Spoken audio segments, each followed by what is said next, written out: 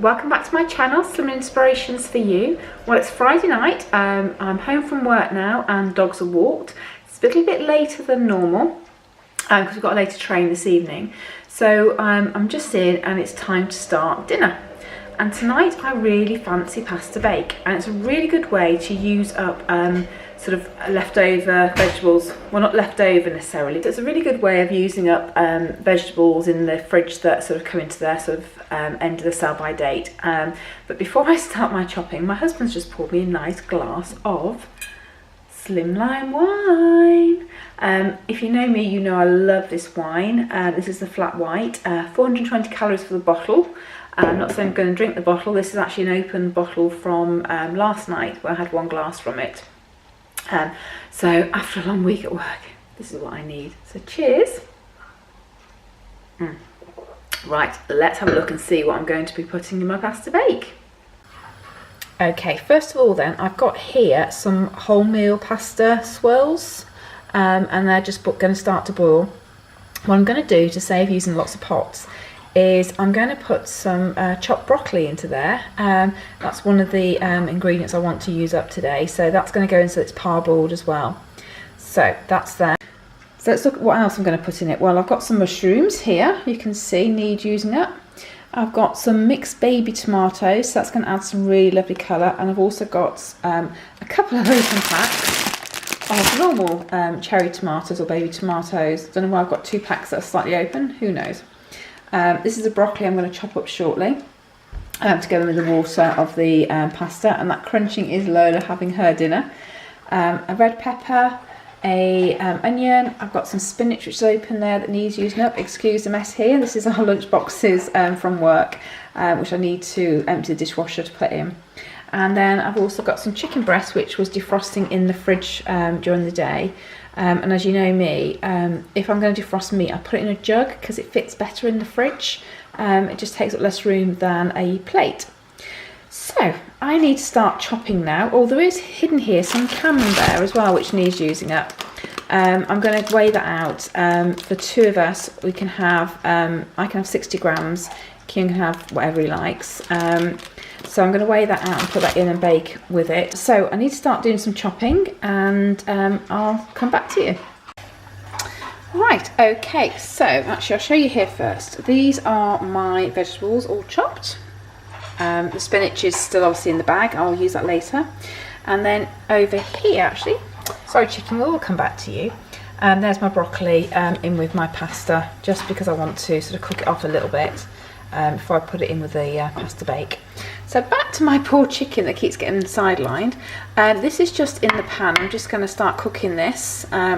If you know me, I don't use any oil because I have these amazing saucepans called Berghoff saucepans, and they don't need any oil at all. So what I'm going to do is just pop the lid on that, because that helps to sort of cook it like an oven.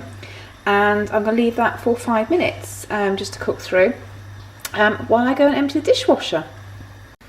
Right, dishwasher's done. Now, can I ask a question out there to all you ladies and gentlemen maybe actually? Do you have a dishwasher that never dries the plastic? It drives me mad. If you know me from some of my other vlogs, you'll know that we take a packed lunch to work with us every day, including for breakfast. So we have a lot of Tupperware every single day. And it just drives me insane that when I take it out of the dishwasher, I still have to put it in the draining board to dry off. I mean, look at this lot. Hold on. Let me just show you this. There you go. That is my dishwasher emptied. And that'll be there now until it dries off, or I get the tea towel and dry it myself, which I don't do actually because it's more hygienic apparently to leave things to drip dry. There you go. There you go. Drives me mad. Bonkers. Anyway, less of that and more of the chicken.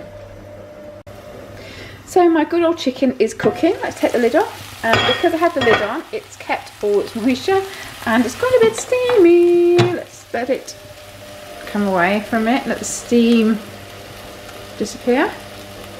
There we go. We're coming back into focus now, aren't we? There we go. There's the chicken. And can you see I've still got moisture in there because I kept the lid on? You know, you go to Chinese and the chicken's quite white.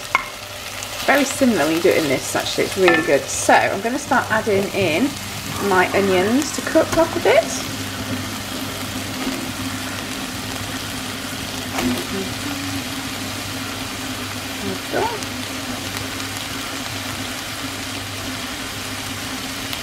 More we got hiding away. There we go, one more piece. Right, so I'm just going to leave that to cook for a minute.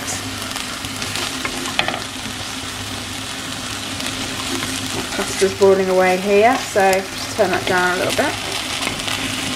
Sorry, that's my washing machine going. It's a Friday night, so it's have his shirts straight in because we're away this weekend. And if I don't get them done now, he's not going to have his shirts ready for Monday. Such a good housewife, aren't I? Okay, let's leave that for a few minutes and come back to it. Okay, so I'm really happy with that. So now I'm going to pop some mushrooms, not mushrooms, actually peppers.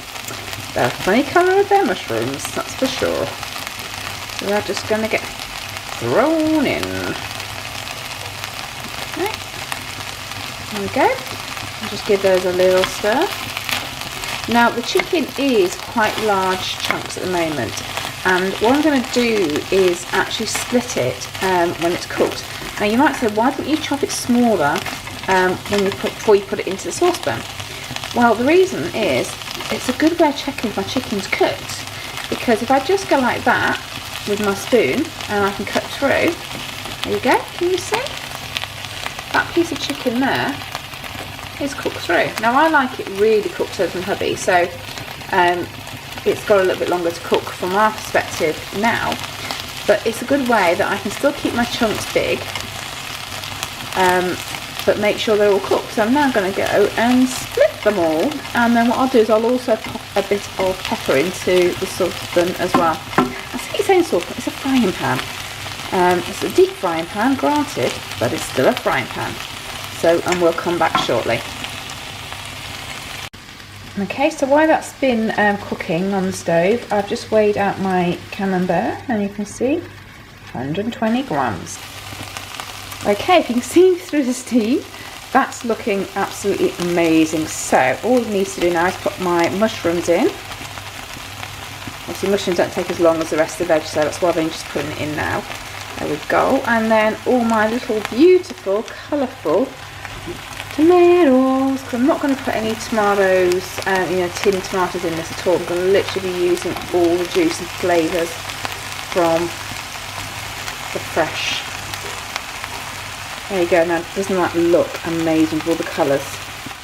I'm just going to stir that around and leave it to cook for a few minutes. Okay, so that's been on a few minutes now, so I'm going to be quite happy with this. So I've kept the lid on because again it acts like an oven. I'm not expecting the vegetables to be fully cooked, especially the mushrooms, because they're going to go in the oven now for about 15 minutes. So you don't want it so it's overcooked. Let's have a look. Sorry if it goes a bit sort of steam. Oh no, we're okay. Okay, so if you can see there, it's all sort of cooking off together. Oops. What do you think? It does look really nice and just so colourful. Okay, and then over here I've actually strained now the pasta with the broccoli. So I'm going to literally pop this into my oven-proof dish and pour that in. There we go. Oh, there you go, all steamed up. Hopefully you'll come back into view soon. There you go. I'm just going to move the broccoli around so it's well spread. So hopefully everybody's got a bit. Okay, and now I'm going to top that with my chicken and my vegetable mix. So come back. Now I might be being a bit biased, guys, but doesn't that look appetizing? It looks amazing. So all that's left for me now to do is to add my cheese, which is just popped into view here, and all I'm going to do is stuff it around. Now Camembert probably isn't what you'd normally use. You'd probably go for mozzarella, wouldn't you? But I need to use this up because sell-by date's coming very near, and actually with Camembert it's very good for baking, obviously, as you know. So I think it's going to be perfect. So that's on there. Now the other thing, my husband's asked for breadcrumbs on his, and I don't want breadcrumbs, so I'm going to put breadcrumbs on half of it, and that's his half, and my half will be without breadcrumbs. So here's his pot of breadcrumbs, which are just got out the freezer. Now can I tell you something? If you buy fresh bread from the supermarket, it doesn't last very long, does it? Only lasts a couple of days.